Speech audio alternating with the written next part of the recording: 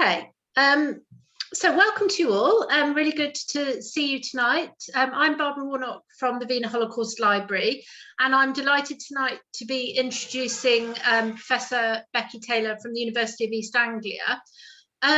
We are holding this event about kind of efforts made in Britain to assist refugees in the Nazi era to mark the launch of a new travelling exhibition at the library, Mapping Migration. And we were hoping to have this event in person in order to be able to have a bit of a celebration and also to display the exhibition for you all to see. But owing to the situation with transport, that wasn't possible any longer. So we are just going to do this event online. So we'll post in the chat shortly a link to the exhibition. So this is an exhibition that draws upon the library's collections of documents and materials to do with the experiences of Jewish refugees who came to Britain in the 1930s and in a small number of cases after the war as well. And this exhibition tells that history, but also traces some individual family stories as well, using photographs and personal documents and official documents and a variety of different things. So this exhibition is available to borrow now. As I say, we'll post a link to it shortly, so you'll be able to have a look at it, photographs of it online and so on. And this exhibition emerged out of a project that the library's been doing for a number of years, which is a digital project to digitize some of our refugee family collections and make them accessible via an online site, a website, the refugee map, where you can again search different stories, find out about what happened to individuals, look at documents, trace the journeys of different refugees and so on. So this event has been held to mark the conclusion of that project and the launch of this new exhibition drawn from those collections. So yes, tonight's event we'll be hearing from Becky, and then there'll be a bit of a chance at the end for a few questions. So you can place your questions in the chat at that point. We are recording this event, I should just say, and so it will be available eventually on YouTube. So I'll now hand over to Becky in just a sec. So Becky Taylor is Professor of Modern History at the University of East Anglia. She specialises in the histories of minority and marginalised populations, including refugees, gypsies and travellers and the stigmatised poor, and their relationship with the state. And her recent book is Refugees in 20th Century Britain, A History, and it's a fantastic book, as is Becky's previous book on the history of gypsies, Roma and travellers as well, so I'd strongly recommend everyone to buy those. And Becky has prepared this talk tonight sort of specifically for this event and in the light of the library's collection. So I'll hand over now to Becky. Thank you, Barbara, for that introduction. And can everyone see the my PowerPoint up on the screen now? Lovely, thank you. Thank you so much for inviting me. We had obviously hoped to be in person, and so I'm imagining myself in that beautiful downstairs room at the Wiener.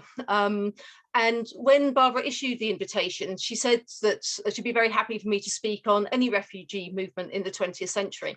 But partly because of, you know, the very important and specific history of the library itself, and partly because of today's launch of the Mapping Memories Travelling Exhibition, and I'm actually using some of the pictures from that and from the Venus collection tonight. It felt really appropriate to use this opportunity to really focus in those sort of crucial months of Germany's annexation of Austria in 1938, to the outbreak of the Second World War, to reflect on what this meant for refugees of Nazism who were seeking to come to Britain. However, my decision to choose as the focus for my talk the actions of the voluntary organisations and individuals rather than refugees themselves who work to bring refugees to Britain, it also had another motivation. There was one prompted by the experiences of present-day refugee support organisations who advocate and also often provide for refugees and asylum seekers in what is, I think we can all agree, an increasingly hostile political climate. Most recently and specifically, the very obvious disjuncture between public responses to the Ukrainian refugee situation and the government's willingness to see its words being turned into action through its Homes for Ukraine programme. Both of these, I think, seem to me to speak of the gap between not only the lived experiences of those forced to flee war because of war, forced to flee because of war or persecution, and their legal right to claim asylum and support in the UK, but it also speaks of the gap between popular public understandings of who is a refugee and so deserves shelter, and the bureaucratic mechanisms that are as often, or more often perhaps, designed to act as a barrier to entry and livelihood as it is to facilitate them. Barbara invited me to give this talk back in April as the Homes for Ukraine scheme was being launched. And as the multiple problems with the scheme became clear, from the problems of appropriate hosting to the bureaucratic hurdles that Ukrainians and individual families in Britain are required to surmount, and as the pivotal role of the third sector organisations in managing this scheme has become apparent, I found myself thinking back to the refugee support organisations who in the second half of 1938 and in the last remaining months before the outbreak of the war in September 1939, worked frantically to meet and to surmount the government's growing visa restrictions placed on Germany's and Austria's refugees. I'm not going to labour the point here, or indeed actually to talk about the contemporary resonances in the substance of my talk tonight. But I want this thought of the resonances and perhaps also the dissonances between today and this particular historic moment, just to sit there in the background of my mind, and we can then perhaps pick it up in a discussion at the end. Sorry, I'm having the old, there we go. I know many of you here will be all too aware of the legal regime facing refugees seeking to enter Britain in the 1930s. But for those of you who don't, before we move on, I'll now sketch out the position. The key thing, I think, to bear in mind is that after 1919 and throughout the interwar period, immigration law in essence divided people arriving on Britain's shores into two very crude categories: subjects of the British Empire, who had an automatic right of freedom and entry and recourse to public funds and services, and everyone else, who were categorised as aliens.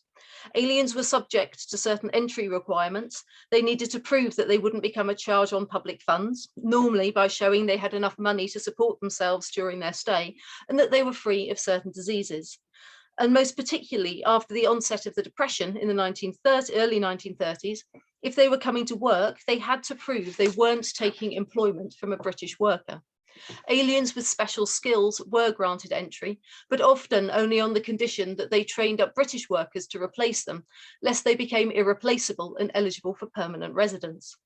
Unlike the previous Aliens Act of 1905 that had made an exception to entry restrictions for those fleeing persecution, the 1919 Act and the subsequent 1920 Aliens Order that sort of saw it being put into practice made no such distinction. Refugees from Nazism, therefore, were not refugees in the eyes of British immigration law. There was no such thing. They were purely and simply aliens. They were therefore required to prove they had funds to sustain themselves throughout the period of their stay in Britain. All these restrictions were a concrete expression of the British government's avowed position that the UK was not a country of immigration. At best, refugees could hope to be granted temporary refuge while they waited for a visa to come through from a final country of settlement.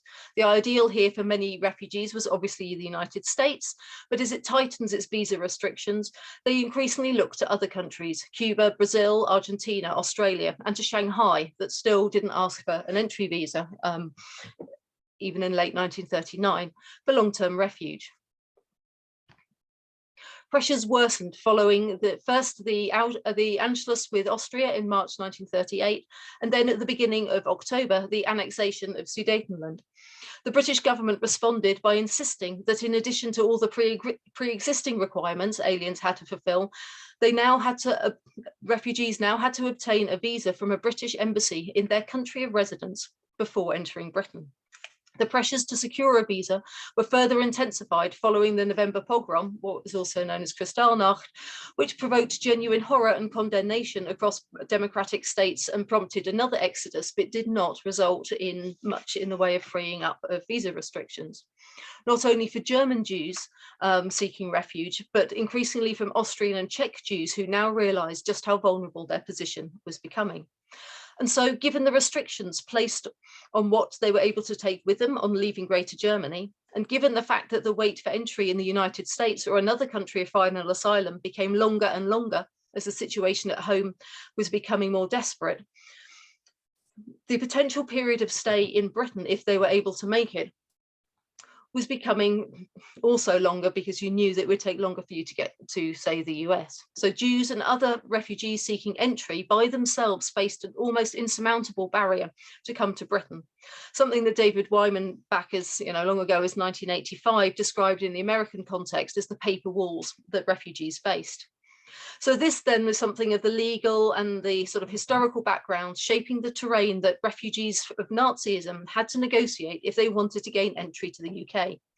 Both that the UK saw itself as a country of transit and not a permanent settlement, and that refugees needed to be able to guarantee they could support themselves for the duration of their stay, either through work, as long as they weren't taking employment from a British worker, or through demonstrable access to funds.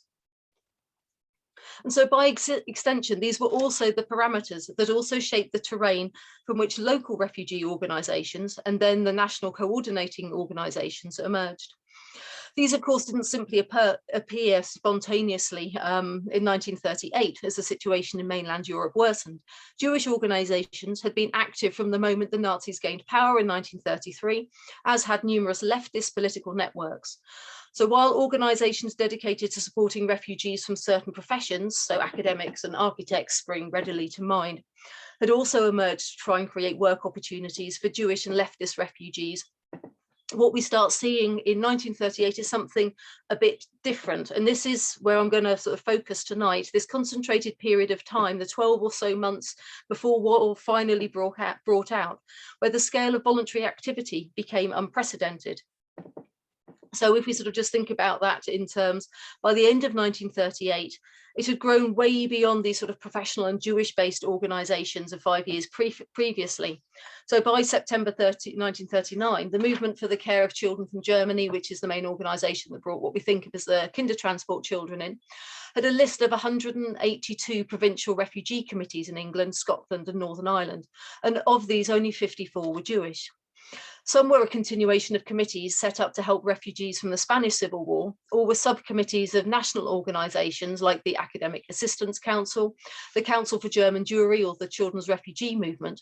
But many others were newly formed standalone committees set up by people in Britain's provincial towns, cities, who were determined to act as the crisis they saw unfolding across Europe, even as the British government largely remained inactive. So in Manchester, for example, alongside the very active Jewish community, the Quakers were prominent in offering support to political refugees and non-Aryans, as were the city's other Christian communities, including Catholics, Lutherans, as well as its business, academics, who also became involved in refugee relief via civic groups such as the Rotarians.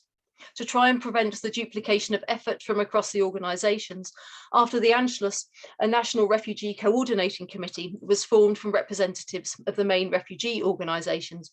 It rapidly became known by the name of its London headquarters, first Woburn House and later Bloomsbury House, both obviously very close to the Wiener. And in fact, the picture that I have up on the screen of the gentleman with the big ledger giving papers is one of the pictures from Woburn House.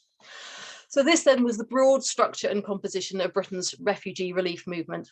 What I want to spend the rest of my time exploring is what all this meant for those working in what we might characterise as the coalface of the refugee movement, both in the UK and I'm going to focus also on Prague, that we can think of one of the hotspots of refugee work in Europe in this period.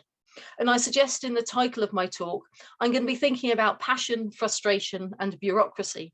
I'll be talking a lot about frustration and bureaucracy because those so often they go together, don't they? But I want to begin thinking about passion. What motivated individuals to become involved in refugee work? What sustained them?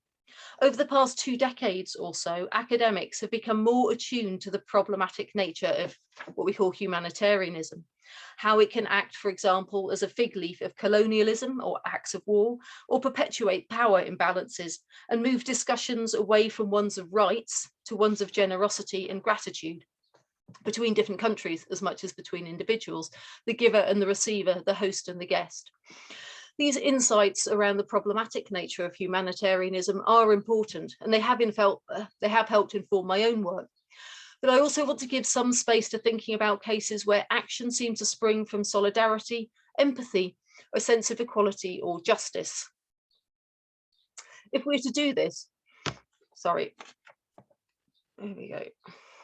If we're to do this, I think we might find it in the biography and actions of Joan Strange, a physiotherapist by profession, who was one of the key members of Worthing's Refugee Committee that formed in 1938. So one of these sort of like provincial, smallish town organisations we see fairly spontaneously emerging. And the Refugee Committee was in no small part sustained by her commitment, which was in fact to prove to be lifelong. She carried on being active right up into the 1970s, supporting one cohort of refugees or another. Her diary and surviving archival evidence that now sits in West Suffolk's Record Office provides a small window onto her local world and influences. As the daughter of a local draper, we might not have expected her to have a particularly cosmopolitan outlook on life, yet a look into her wider circle proves otherwise. Her aunt lived in Germany, where she'd studied music, while Joan's brother Ken had, in the early 1930s, learned German from Ruth Moses, a recently arrived German Jewish refugee. Beyond her immediate family were a number of friends who were also active in the Refugee Committee, including an ex-mayor of Worthing, Harold Frampton, who'd formed the local branch of the League of Nations Union after the First World War. It was clear that Joan herself held internationalist sympathies, as well as being a member of the Peace Pledge Union. So following the Nazis' furious reaction to Roosevelt's speech of the 4th of January 1939, she commented how it was difficult to know how to foster international goodwill when there are such divergent political systems. Joan also followed international politics and news closely, commenting regularly in her diary on the progress, for example, of the Spanish Civil War, as well as the developing political situation in the rest of Europe. A chance meeting with one Josef Strasser, Austrian English teacher who'd come to Worthing on holiday before the outbreak of the war, extended her political education in another way. And I've put the extracts of the diary up on the screen here. She'd maintained a close pen friendship with Josef, who proved, much to her surprise, to be an enthusiastic Nazi. A letter he wrote in early 1939 was full of eulogies on our glorious Führer and his accomplishments, while derogatory remarks on Jews, and telling me he'd sent me a copy, and I'm quoting Joan here, Hitler's Mein Kampf in English, and begging me to read it, exclamation mark. And she ended her diary extract by stating that he thought she was sure to become an ardent National Socialist as a result. The next night, as we can see here, she proceeded to read Mein Kampf, commenting it was much as I imagined, no possibility of his prophecy coming true. So what we can see instead in Joan, by the beginning of 1939, her allegiances were clear. She'd already become involved in a fundraising for Spanish Republican refugees. And when a Mr. Davison from Woburn House came to Worthing to give a talk on the work of the refugee problem, those present decided to form a committee. Joan recorded triumphantly in her diary, I got on. And so it's clear that her commitment, actually, when we look more broadly at her life and her diaries and some of those archival traces that we have, the commitment wasn't hers alone, but it embraced other family members in significant ways too. So her brother Ken, who, if you remember, had received German tuition from Ruth Moses, at significant risk to himself, smuggled jewellery belonging to Ruth Moses's family, as well as that of some friends, into Britain. And this was to try and circumvent Nazi restrictions on the amount of valuables Jews were able to take with them after they left Germany. Reference to others who had been caught and fined for taking similar actions that we can see here in these extracts show us that the Strange family were not alone in working as active allies and knowingly breaking the law. to assist refugees. We can see here in these extracts how she's getting excited that Mrs. Moses, Ellen and Richard are escaping. So Richard is one of their German friends who's been in a concentration camp. And then we see on January the 14th, Ken has arrived, her brother, and he's brought back from Germany 2 watches, 1 gold chain, 1 diamond pin, 1 ring, and a typewriter, and had no trouble at all at customs. Whereas just over a couple of weeks later, what she sees and records is a case of a woman who had actually been caught and fined by customs, and comments, glad Ken got through it all right. And so Joan's diary extracts here, I think, give us a glimpse of the ways in which ordinary Britain's lives could intersect with those in Germany, not simply through the news, but also through family connections, friendships, and as Ken's smugglings demonstrated, even personally risky political acts of solidarity and pragmatism. Joan's entries consistently reveal the level of emotional and practical investment she and her family had in refugees' lives. So we can see these, I've illustrated with some of the pictures that survive of some of the families that they helped and subsequently lived in Worthing, for example. So to take another case, on the 3rd of January 1939, we see Joan first mentioning the Laufer family after she'd listened to a radio broadcast, Children in Flight, that had been made about the Kindertransport. Peter Laufer, then aged 5.5, was one of those interviewed. He, with his parents, who unusually had also managed to escape, were by that point living in Worthing. And so the next day we find Joan on Worthing Beach with Peter and 3 other boys having a lovely time. They're all playing on the beach together. Later that week, Herr Laufer was invited to tea along with the Reverend Batsby and his wife, 2 female friends, and the brother Ken, to discuss the refugee problem. And at this meeting, it resulted in the vicar being persuaded that his church should act as a guarantor for a refugee family who were known to the Laufers. Later that day, Joan went on to Brighton with 2 Austrian girls for an event at the Dick Shepherd Club. And the following week, we have this entry. Mother busy making cakes and scones in the morning for the tea at the parish rooms after the meeting about Jewish refugees. 3 Laufers there, and at least we fixed up their friends with temporary hospitality. Mrs.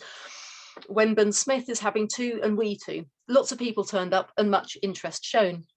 The sense we glean then from Joan Strange's diary is not one of a paternalistic, top-down or distant relationship between her and the refugees in her lives. Her Laufer is included at the tea party, presumably because he's seen as being best placed to plead his friend's cause. Joan's social interactions with refugees come across as natural, based on feelings of affinity and often friendship.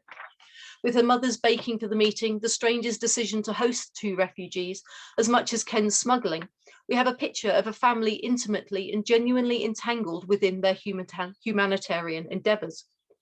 And such entanglements could come at some personal cost. So in May 1939, we have an entry that reads, "Awoke to find Alice, the maid, telling me that our front step, path, wall and pavement outside had been written out in tar, Jews get out, Britons before aliens." Very disgusting. Such evidence reinforces historian Helen Jones's and Tony Kushner and Catherine Knox's point that the chain of international, national, community and personal activities which made up the work of refugee relief organisations in this period fundamentally challenges any easy separation between either the public and private spheres, between local and global spheres of interest, or indeed what it meant to be political. We can see how closely the local was connected to the international if we take a look at Worthing's Refugee Committee minutes, which were imbued with a depth of volunteers' commitment and willingness to seek solutions equal to the international gravity of their undertakings. So weekly committee meetings were lengthy and detailed. One meeting in July 1939, for example, saw consternation over high phone bills the committee had incurred over the previous 3 months. Testimony to what we can assume were numerous calls trying to raise funds, elicit firm offers, liaise with Woburn House in London. We also find a debate over the case of a Mr. and Mrs. F of Vienna, who the committee would like to have helped but didn't currently have enough funds to guarantee them. and a recommendation by its welfare committee that the maintenance allowance they were providing for refugees already in Britain be reduced by 2 shillings per person, so that the committee might be able to offer more guarantees and win more refugees admission. As this last item suggests, much of the committee's work was taken up with the vexed issue of constructing financial guarantees for individual refugees. This was the way in which refugee organisations sought to deal with the government's insistence that each refugee had to prove that they wouldn't become a charge on the state for any time that they remained in Britain. Each case required scrupulous adherence to Home Office criteria and had to include detailed estimates of the financial liability in each case and evidence of how they might be covered. Here we can see, as I put up on the screen, we can see the persistence, commitment and hard-headed calculations that were necessary for Worthing's committee to construct a guarantee for Dr. L of Stuttgart.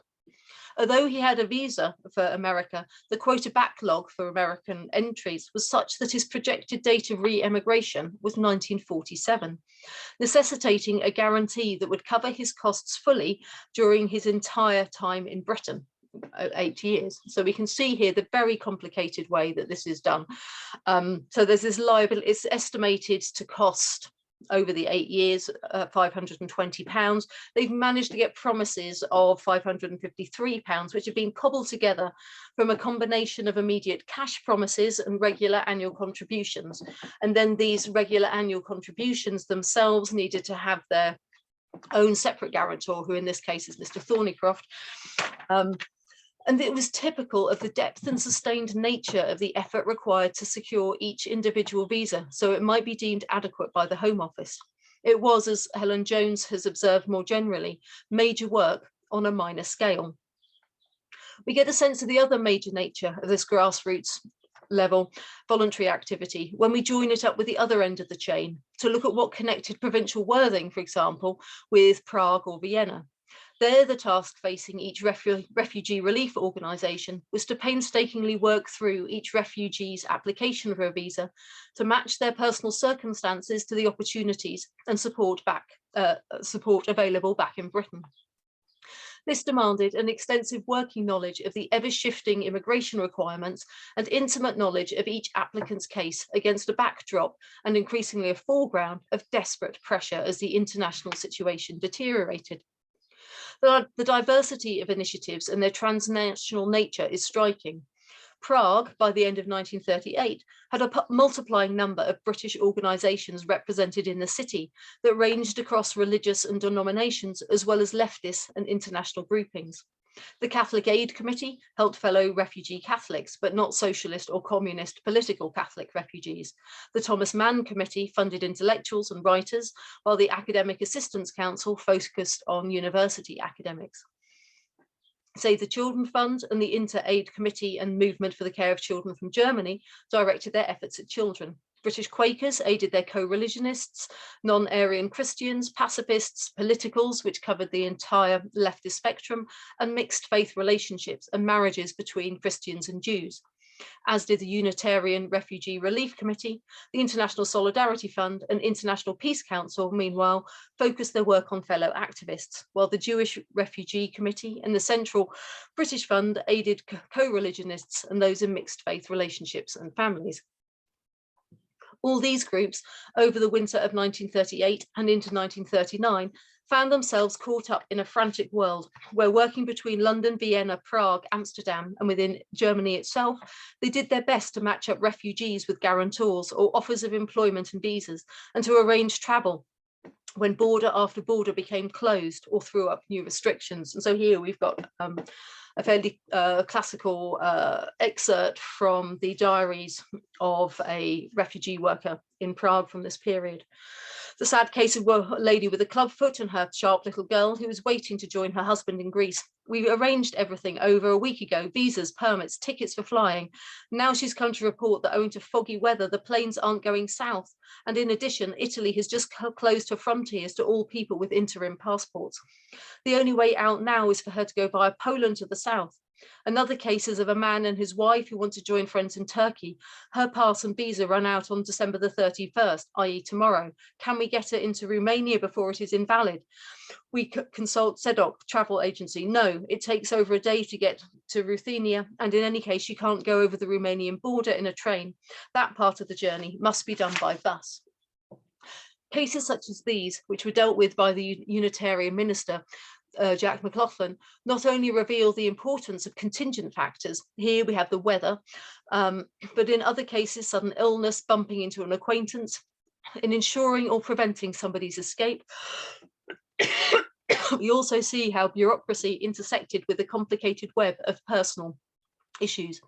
On the one hand, there's a sprawling mass of visa regulations now governing every country, with the exception of Shanghai, of possible entry for refugees, the exemptions for particular occupations, the need or not for sponsors, or guaranteed sums of money. On the other hand, with the refugees' own family, friendship and professional networks, political or faith alliances, educational and financial resources, physical fitness, willingness and ability to take risks. These combined, each in a unique formulation for every person and family, prompting one to wait for their place in the American quota to come up, another to accept a domestic service placement in Britain, a third to risk clandestine escape and solidarity and support from a network of political comrades or sympathisers to help them find a place of refuge. The task for each refugee relief organisation then was to painstakingly work through each individual case to match their personal circumstances to the opportunities that were available. Even for the now iconic Kindertransportees, whose entry to Britain was facilitated by the creation of a block visa for each separate transport, which allowed for the simplification and streamlining of the application process, it was still complicated. Although supported by extra Home Office and consulate staff, much of the burden of work, as in domestic or other visa cases, sat heavily with the voluntary sector. Those in Germany and Austria, compiling the lists of eligible transportees, daily faced, as one worker put it, a stream of unhappy and sometimes frantic callers, an experience that was shared by the British and American consulates in the Greater Reich, where the overburdened staffs were compelled at times to bar their doors to all who called in order to deal with the accumulating mass of documents. But the consulates already possessed the machinery for emigration. The movement had to create its machinery in an atmosphere of panic and misery. The scrutiny necessary for block visas was less than with individual visa applications, but it still necessitated long distance telephone calls. The particulars of each child were checked for its travel document. British and German lists had to correspond exactly. With transports of several hundred children at a time, this could still be time consuming and complicated. Simultaneous to this, in Britain, work needed to be done, fundraising for their upkeep, finding suitable hospitality for the children after the initial period of time in the reception camp that was open for them in Dovercourt, and maintaining responsibility for the children's overall well-being and post-school training and prospects. The Kindertransport highlighted the importance of personal links, often sustained through telephone calls, telegrams, letters, personal connections, between the separate European offices and London, and from London out to cities, towns and villages across Britain. And so we see what I think is the collision of the passion of volunteers with the state's sprawling bureaucracy, and so a deep frustration as they worked at a near impossible task, one which demanded an extensive working knowledge of an ever-shifting immigration requirements and an intimate knowledge of each applicant's case. This was the world of someone like Doreen Warrener, who is a lecturer at LSE, who'd arrived in Prague on the 13th of October, 1938, with no definite object, except perhaps to start a soup kitchen, but who very rapidly became the linchpin of the British Committee for Refugees from Czechoslovakia. From its offices in central Prague, she organised the visas for thousands of refugees and smuggled still others, often wanted anti-Nazis, over the border into Poland, while enabling others to carry out their work, such as the more famous Nicholas Winterton's efforts to take out Jewish Czech children. And she gives a really strong sense here of the pressures and the life that they were living in Prague over the winter then of 1938-39. Bring up one of the principal workers before 9 a.m. and one usually finds that she, and it is usually she, has already gone to her office. Ring again at 11 p.m. and she's not returned. Worse than overworked to the sensitive must be the knowledge that the correspondence unavoidably delayed for weeks, perhaps mislaid, has often meant that a victim for whom rescue was possible, even under the rigid official restrictions, has been driven to suicide or seized by the Gestapo, or is in Dachau enduring some of the refined tortures of that hell, or is believed to be in hiding by night in an empty drain pipe and by day in the forests and is untraceable. These are actual instances.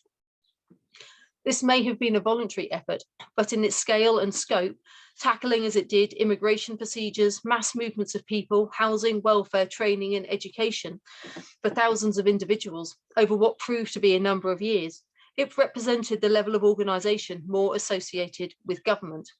And in the process, I think, we can think of Britain's border for refugees moving. It no longer simply existed in Dover, Harwich and its other ports of entry. Its existence now stretched to cover the British embassies across Europe and the relief organisations' individual offices, where each day decisions were taken over who might be granted a visa and whose application would be refused, and involved what Warren called the most refined form of charitable cruelty and manageable.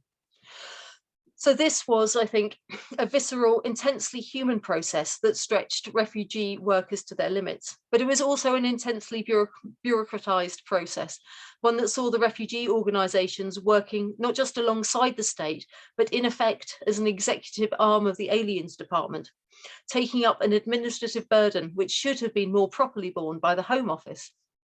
The policing of refugee entry by refugee organizations served a double purpose.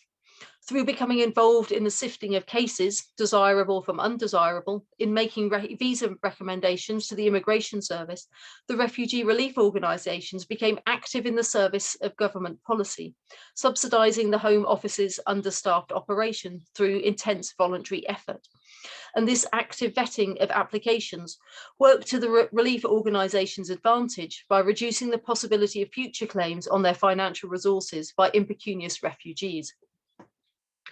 Almost inevitably, given not only the stakes involved in each refugee's application, but also the hasty, improvised nature of the rescue efforts and the voluntary organisation's limited resources, there were tensions, frustrations and fallings out between local, national and international levels of organisation.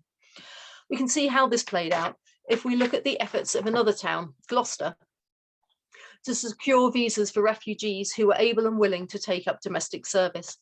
Unlike other employment throughout the 1930s, there had been a persistent shortage of domestic workers, one part of what the contemporaries called the servant problem. So the Ministry of Labour, in view of the deteriorating situation in Nazi-controlled Europe, became increasingly willing to issue domestic service visas. But as with any process designed to keep out the majority and only allow entry to relatively few, it was cumbersome and lengthy. What exactly it entailed was outlined by Gloucester Association for Aiding Refugee to Mrs. Thornton of Painswick, who in early 1939 had been looking to engage a refugee servant. And they explained, the procedure is for the prospective employer to sign a form which is supplied by the Domestic Bureau for Refugees. This form is then sent to the refugee, who fills it in, then takes it to one of the official refugee workers. There are 2 in Prague.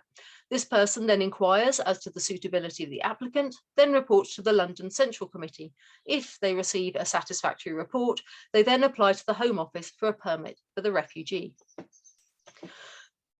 And you can imagine how not just, you're reliant there on sort of intercontinental postal services, but you've got the deteriorating political situation. This incredibly cumbersome process slowed things down to a point of, as one refugee worker put it, a point of complete insanity.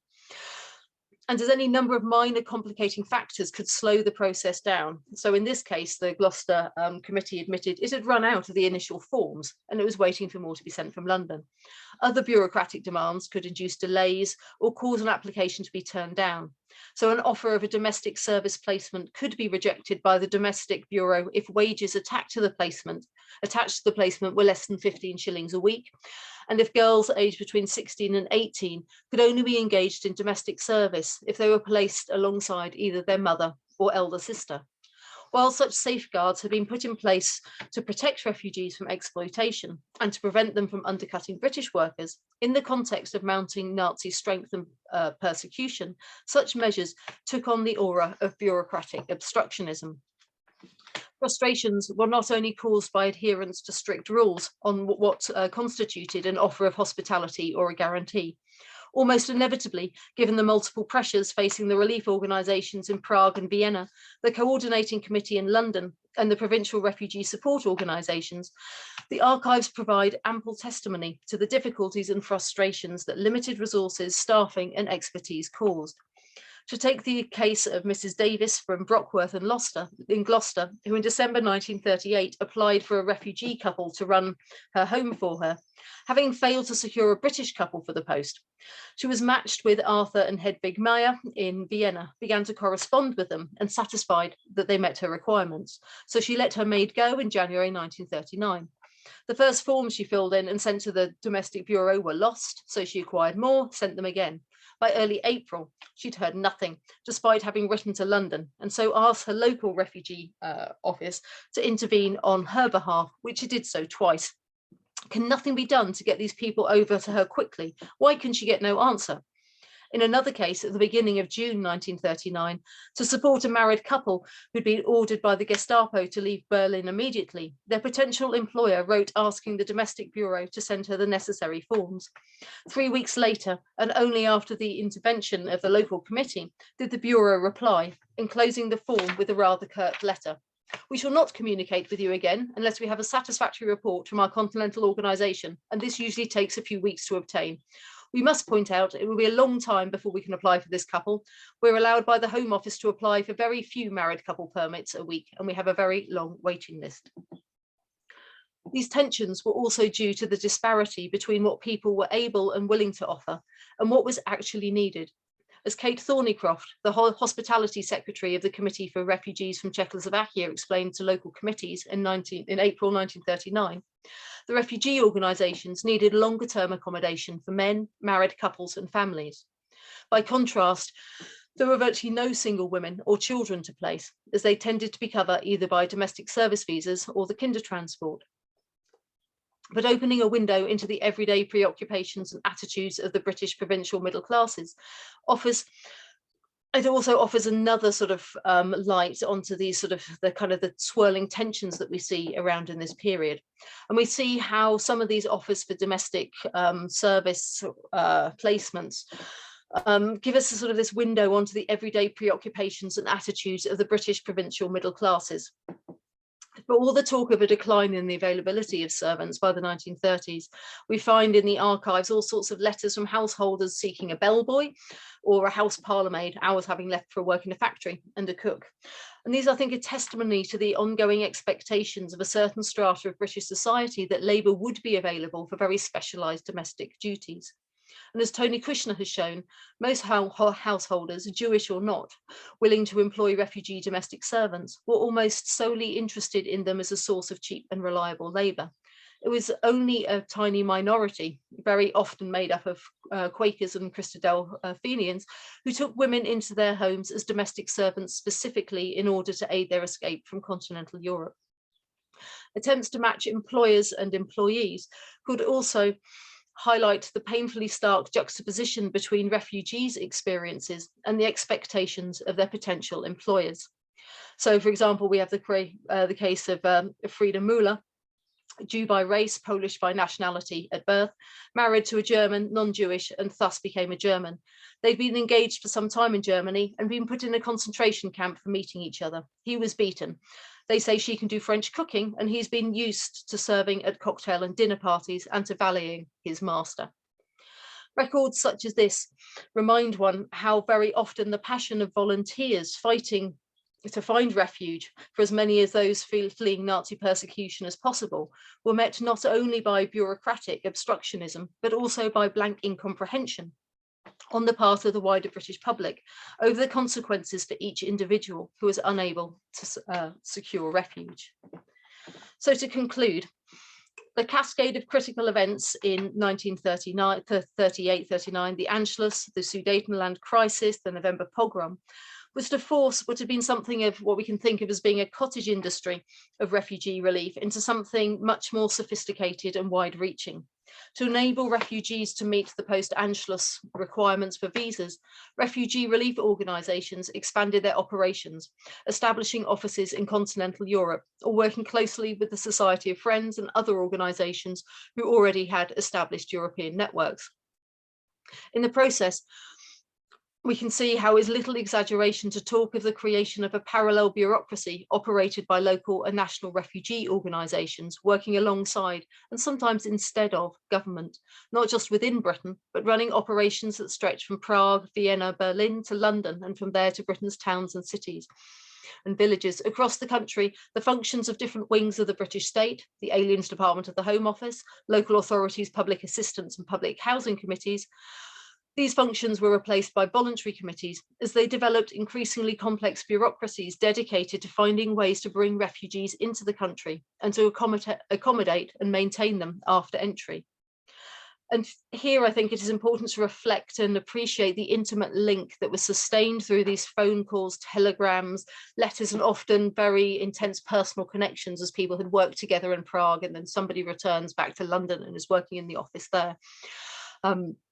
And we can see how in this sort of process that these actually, what we see with these refugee organisations, how they actually help with that sort of shift of the border, and it becomes sitting and located within each of the refugee organisations' offices, as well as in Britain's embassies across Europe.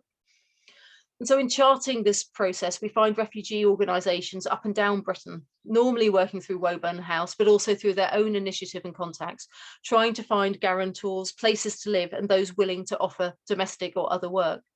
So hence a letter from a householder in rural Gloucestershire sent to Gloucester's Refugee Committee about offering refugee work might feed through to London, from then to Prague, where it might get matched up with a particular refugee. And then it's through this process of letters, sometimes telephone conversations and telegrams, relayed back to London, then to Gloucester, then back to the householder, confirming the refugee's eligibility and travel arrangements. And it was this tenuous but essential connection and flow of information, which at the end of the process, when a visa was guaranteed, granted the refugee the right to cross this bureaucratic border. And this work was sustained by an uncounted network of volunteers scattered across Britain. We can't assume that all of them, or even the majority of them, had the depth of commitment of Joan Strange and her brother Ken, but they certainly, individually and collectively, demonstrated enough tenacity to meet head-on the frustrations and delays caused by both the Home Office's insistence on adhering to bureaucratic procedures, even as the situation deteriorated, and by facing their own internal problems. They were, we must remember, not only working under intense pressure, but also in essence constructing a parallel bureaucracy as they went along. They were also, and here I want us to return to where I started, where I asked you to keep the present day refugee settlement work in mind. Sometimes as much an enforcer of Home Office restrictions as they were enablers of refugee flight. And perhaps for them, this was the ultimate frustration, that the urgency of their task meant that their passion became channeled into surmounting bureaucratic hurdles rather than in fighting the underpinning logic of the bigger system. Thank you. I'm going to stop there. Thank you so much, Becky. That was really rich and fascinating. And I think that kind of insight that you gave us, you know, both into the kind of how much effort was needed for even just kind of obtaining support for one person, and then also this kind of parallel state that the refugee organisations created was just really fascinating. And I suppose there's a question in the chat that I'll go to in a moment, but just one question I had was, at what point did the British state, after this kind of shift to being the ones who were primarily the administrators of refugee policy and away from this policy of kind of leaving it to voluntary organisations? What we see actually after the war breaks out is this kind of realisation that Britain is going to be, can think of itself as just being a transitory state for refugees. And there's this realisation that refugees, that the people who've made it to the UK are going to be in the UK for probably quite a long period of time. And we see that happening at the same time as there are increasingly concerns around aliens being present in British society, which, you know, then culminates in 1940 in their internment. But these have the consequence of there being a complete crash on income for these refugee organisations. And there's this realization, so there are a series of meetings over the winter and spring of 1939, 1940, where the refugee organisations are going, we're about to go bankrupt, we've got enough money to last us till March or April or something like that. We can't have starving refugees. And the British government goes, oh, I can see that, but we can't be seen to be publicly funding refugees because they're enemy aliens. And so what you have, in fact, then for the first part of the rest of the, you know, for the next sort of 2 years, what you have is this sort of backdoor support by the state. So what it does is essentially is giving grants to the refugee organisations, who then yet again act as another, but you know, they act as the welfare officers for the state, and they are then dispersing what's essentially government money to refugees. And it takes until really the second half of the war for there to be a further shift where there's this acceptance that, you know, quote, enemy aliens who've now been released from internment have a right to work, and they can contribute in those kind of ways. And we also see this sort of piecemeal way in which children then start going to school, so they're, you know, getting free education, they're getting free local health care and things like that. But it's very much this sort of backdoor kind of way. And it's not actually until 1945, 1946 that you start seeing, I came across a case which I think is sort of emblematic of it, where there's a Jewish sort of refugee old people's home. And at the time of the creation of the welfare state, when the where the state is sort of taking over these old poor law institutions and turning them into essentially old state-run old people's homes, we see this Jewish organisation also going through that process too. But again, there's never a big kind of bells and whistles, we're now going to look after refugees and we're going to allow them the same. So it's very much this not wanting to make an issue of it, for it always to be something that's done as far as possible at one removed, because there's this sort of fear that they're going to be seen as today, that they're taking money, they're taking resources from, you know, the rest of the population. And so it's kind of, you know, there is no wonderful story of them, you know, until the post-war period when we have the welfare, you know, the full welfare state. And you know, even in 1956, with the arrival of the Hungarians, a lot of their initial reception and resettlement is actually funded through the Lord Mayor's Fund, which raises the money for it. So there's still, even in the post-war period, at the height of the welfare state and the height of you know, sort of support for this very popular group of refugees, there's still this feeling that they're not quite deserving of what the rest of us might get. Sorry, that was a long answer. No, that's great. Thank you. No, thank you very much. Just thinking, could you stop sharing screen, actually? Oh, yes. Why don't I do that? There we go. Thank you very much. Yeah, so we've got a couple of questions from the audience. So one question from Axel is, he says that you've mentioned the Quakers a couple of times, and he also points out that they supported very early on in the Nazi era the move of Bunce Court School to Britain. And so his question is, why were the Quakers, in your opinion, so early and fast with offering refugees support? Well, they've had a much longer history of it. So we see them, I mean, if you sort of think back into the 19th century, the Quakers were very heavily involved in the abolition for slavery movement. So, and they developed international networks through those kind of things. What we see after the First World War is it's Quakers who are very heavily involved in the refugee and famine relief efforts in, you know, between sort of 1919 and sort of 23 in what was becoming the Soviet Union.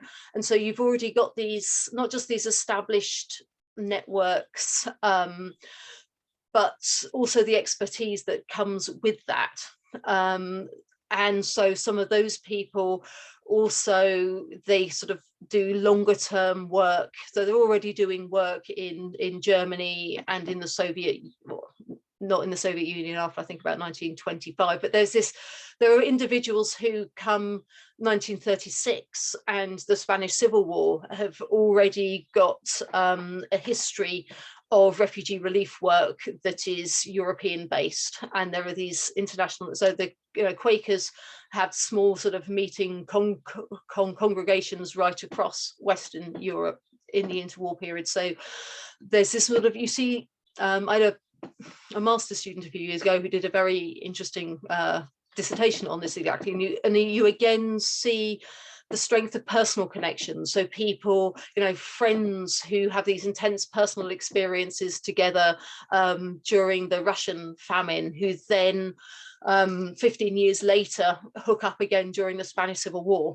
And so you've got, I think, this pre-existing, it's almost like, if you imagine sort of water flowing across a beach, and there are the bits where there are already the little rivulets and things, and they're naturally going, there are places that already exist that could attract this action because you've already got the traces of it. And I think, that probably comes from that sort of bigger idea that Quakers have had of this sense of, the need to do good work in society, and the fact that you're not really acting out God's will unless you're active in your wider community. So I think it's both these pre-existing networks and this perhaps this sort of expectation amongst Quaker meetings that individual conscience and individual activity is an important part of your Quaker identity. It's much less sort of passive, I think. Don't know. Yes, thank you. Yeah. And there's a question from Paul as well. And he asks, was there a fear from the British government that refugees coming to this country would turn out to in fact be enemy spies? Oh gosh, yes. I mean, absolutely. And so, if we think of sort of the craziness of the spring and the summer of 1940, that's very much what we see happening, because so after the war first breaks out, all aliens are categorized as A, B or C, depending on how at risk they're being. If you're an obvious and raging Nazi, then you're an A. But there's lots of people who are in the B category, for example, who are communists. So they might not be Jewish, but they could be Jewish and communist. They might just be communist. They're very much refugees from Nazi Germany, but because there's this, intense suspicion of political activists of any hue, really, you get a lot of the local boards who sometimes anyone who they see as being a bit political would be classified as a B, and C's were basically kind of okay. And I'm aware that Rachel Pistol is here, who's very much the expert on internment and who might want to chip in here. And so you have this sense in which, because you're an enemy alien, there's a risk for you being a spy. And what we see if you sort of so I look, for example, at the letters pages of the Daily Mail, and you see all sorts of in the same way that you did in the First World War, of this idea that because somebody is German, they are suspicious. And so the fact that there are aliens of any kind, and it doesn't matter whether you're a refugee or not, you're German, and therefore you are suspect. And what we see because in the spring and early summer of 1940 there is such a rapid advance, both up and through into Norway when the Nazis take over there, and also the one we're much more familiar with the takeover of France. There's this fear that the Nazis are poised to invade. And so what we see in the May very quickly is the creation of the exclusion zone along the east coast and along the south coast, and anyone who's an alien is no longer allowed in those places, and very quickly that's followed by internment. Thank you, Rachel. So it sounds like Rachel's not. I can unmute her if she wants, but sounds like she's kind of happy with your response. So thank you, Rachel. Hello, Rachel. Hi. Yes, so and there's Louise here as well. Hello, Louise. Yes, there is. Yes, knows more about this than I do too. Good to see you all. So yes, I think we're kind of coming to the end of our time. So I just want to say thank you again so much. It was a really rich paper, and I'm sure it gave us all food for thought and new perspectives. So very grateful to you, Becky. So to everyone else, thanks very much for coming. Hope to see you at future Vina Library events and hopefully in person at the library. And finally, you can't see her name because she's just listed as the Vina Holocaust Library, but I'd just like to finish also by saying thank you very much and congratulations to my colleague Helen Lewandowski, whose project the refugee map and also the mapping migration exhibition is. So just, you know, if we'd been in person, we'd have obviously given her a round of applause and so on. So yeah, I just want to finish by saying that she's worked fantastically on this project, and we've got such great results from it. And so yes, we've got another event if people are interested in kind of current refugee issues. We've got another event for Refugee Week as well tomorrow night, in person and live streamed on the library, so that may be of interest to you.